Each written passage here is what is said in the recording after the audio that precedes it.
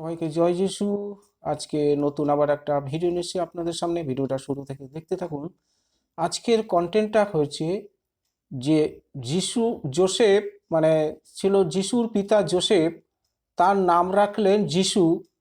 এবং যিশু শব্দের অর্থ হলো সেই, মানে ঈশ্বর রক্ষা করেন। যিশু শব্দের অর্থ হলো ঈশ্বর রক্ষা করেন। তা ঈশ্বরের একজন স্বর্গদূত যোসেফের স্বপ্নে উপস্থিত হয়েছিলেন। তিনি যোসেফকে বলেছিলেন, মানে সেই স্বর্গদূত যোসেফকে বলেছিলেন যে মরিয়মের স্ত্রী হিসাবে গ্রহণ করার ব্যাপারে তাকে কোনো চিন্তা করতে হবে না। মানে যোসেফ যে মরিয়মকে বিয়ে করবে তাকে কোনো ব্যাপারে চিন্তা করতে হবে না। সেই স্বর্গদূত যোসেফকে বলেছিলেন যে মরিয়মের গর্ভে একটি পুত্র সন্তান আছে। মরিয়মের গর্ভে আগে থেকেই কিন্তু একটা পুত্র সন্তান আছে। কিভাবে?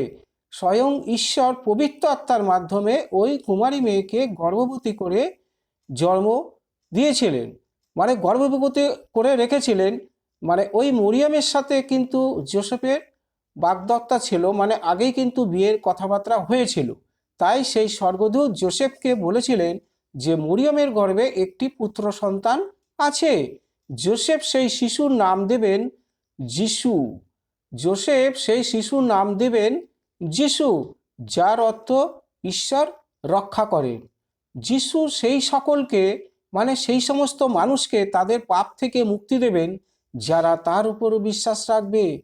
বলছে যিশু, মানুষ্যপুত্র প্রভু যিশু সেই সকলকে, সেই যে সমস্ত মানুষ যারা পাপ করে অপরাধ করে, তাই বলছে সেই সকলকে তাদের পাপ থেকে মুক্তি দেবেন যারা তার উপরে বিশ্বাস রাখবে। তাই প্রভুর প্রতি অগাধ আস্থা, বিশ্বাস, ভরসা রাখলে তার একদিন পরিত্রাণ হবেই হবে, দুদিন আগে আর দুদিন পরে। তাই প্রভুকে বিশ্বাস করে ধরে থাকতে হবে। কখনো কোনোদিন সন্দেহ করলে কিন্তু কার্যসিদ্ধি হবে না।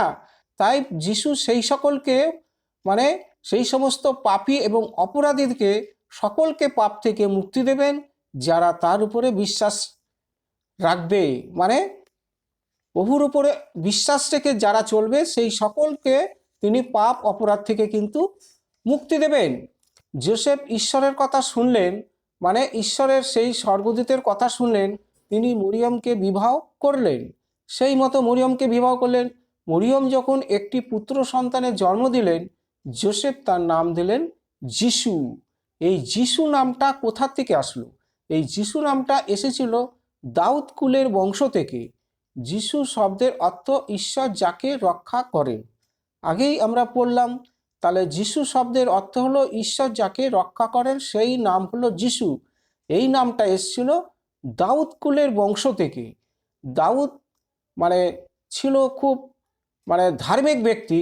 সে এক রাজার ঘরে ভেড়ার কাজ করত। তো বিভিন্ন মাঠে ঘাটে, নদ নদী, পাহাড়ের গায়ে সে ভেড়া চড়ে বেড়াতো এবং গাছের পাতা ছিঁড়ে খুব কোকিল সুরে, মানে বাঁশি বাজাতো। ঈশ্বর সেই বাঁশি শুনে খুব সন্তুষ্ট এবং বরদান করেছিল। সেই দাউদ একদিন ইসরায়েল দেশে 40 বছর রাজত্ব করেছিল। কোথায় ছিল সেই রাখাল, মাঠে ঘাটে ভেড়া চড়ে বেড়াতো, সেইখান থেকে কিন্তু ইসরায়েল দেশে সে রাজা হিসাবে নিযুক্ত হলো। 40 বছর রাজত্ব করেছিল।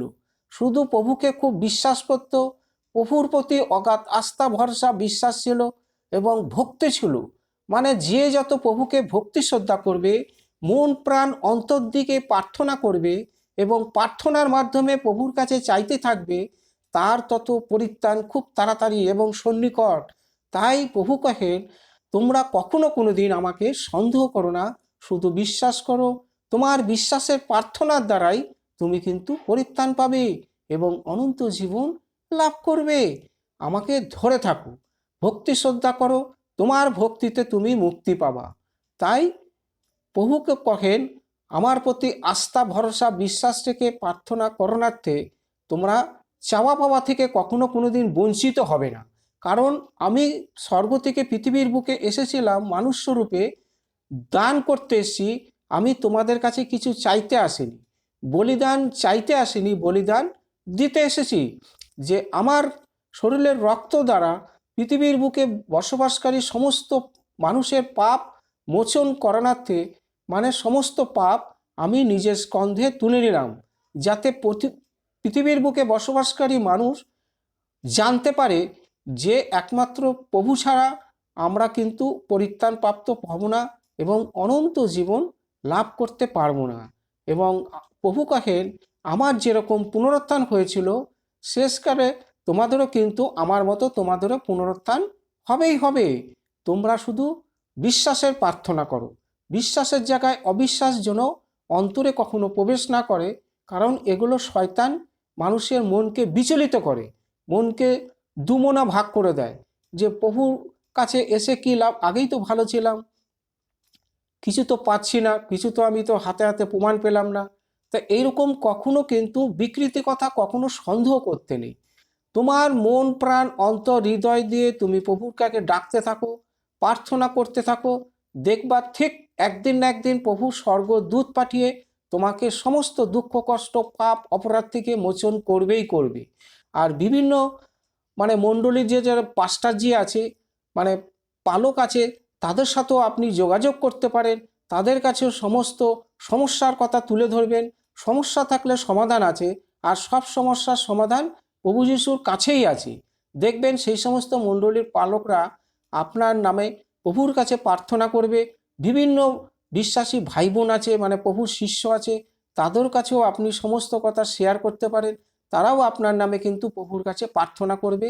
দেখবেন আজ না কাল, কাল না পরশু আপনি ছুটকারা সমস্ত পাপ অপরাধ থেকে মুক্তি পাবেন। আপনার দুঃখ কষ্ট রোগ ব্যাধি অভাব অনটন থেকে আপনি রেহাই পাবেনই পাবেন, কোনো ভুল নেই। কিন্তু ধরে থাকতে হবে, সেই সমস্ত মণ্ডলীতে যাতায়াত করবেন এবং পালকদের পাস্টারদেরকে ধরে থাকবেন, প্রভুর বিশ্বাসী ভাই বোনদের সাথেও যোগাযোগ রেখে চলবেন। হালেলুয়া। আপনার বিশ্বাসের প্রার্থনার দ্বারাই আপনি কিন্তু পরিত্রাণ পাবেন এবং অনন্ত জীবন লাভ করবেন। হালেলুয়া। তাহলে আজকের ভিডিওটা এই পর্যন্ত। ভিডিওটা সবার কাছে একটা রিকোয়েস্ট, আপনারা ভিডিওটা ভালো লাগলে একটা সাবস্ক্রাইব করে রাখবেন, কারণ এর থেকে ভালো ভালো ভিডিও আরও সবার অগ্রে আপনাদের কাছে পৌঁছাবে। প্রভুর কাছে প্রার্থনা করি আপনারা সুস্থ সবল চাঙ্গাই থাকুন, আপনাদের যেন জীবনে সবসময় মঙ্গলময় কামনা এবং প্রার্থনা করি। ধন্যবাদ প্রভু, ধন্যবাদ। সবাইকে জয় যিশু, আমেন।